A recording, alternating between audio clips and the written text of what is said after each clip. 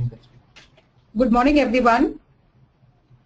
It's my honor and pleasure to be here speaking on behalf of CII on a subject that's very dear to my heart. And I hope you do get value out of this session. I will be spending a fair amount of time on the process and the framework of customer relationship management.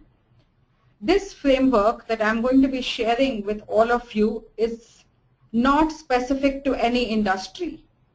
No matter which business you are in, no matter what the size of your business, the consumer journey remains the same.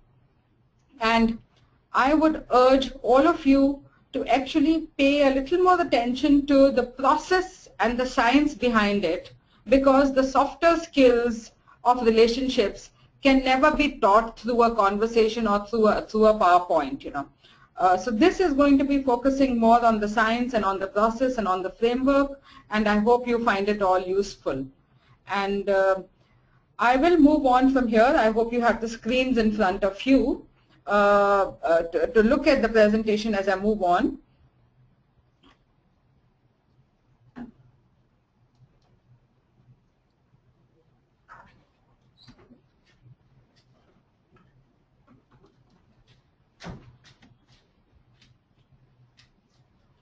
So if before we get into the framework, it's important to understand that customer centricity is not new in our country.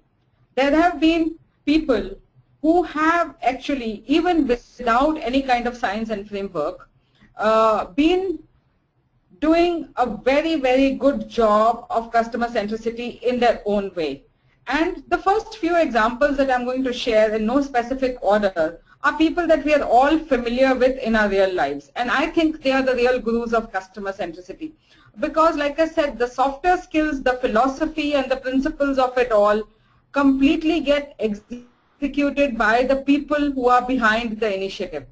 So the first example that I have on the real guru of CRM is the roadside cobbler. We all know the mochis that we've grown up with.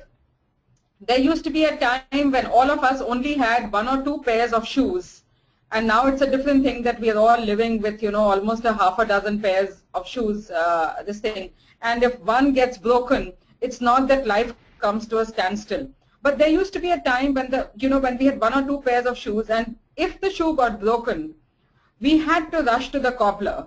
And while we were standing there getting our shoe repaired, because you did not have the provision to leave it behind, this person would chat up with you, and in that 5 minutes know you as a customer much better than anybody else could do or any process could do.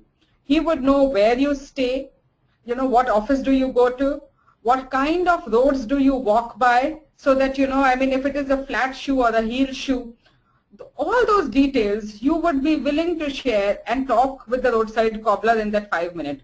And every neighborhood, had one, and the cobbler would know who stays in what house and works where. Now that information about the customer and knowing the customer well is the first principle of CRM. How well do you know the customer? How intimately do you know the customer? We'll move on to another example which is so true of India, the Paan Wale Ki Dukaan. Paan Wale Ki Dukaan is like a little corner adda where, you would stand there with a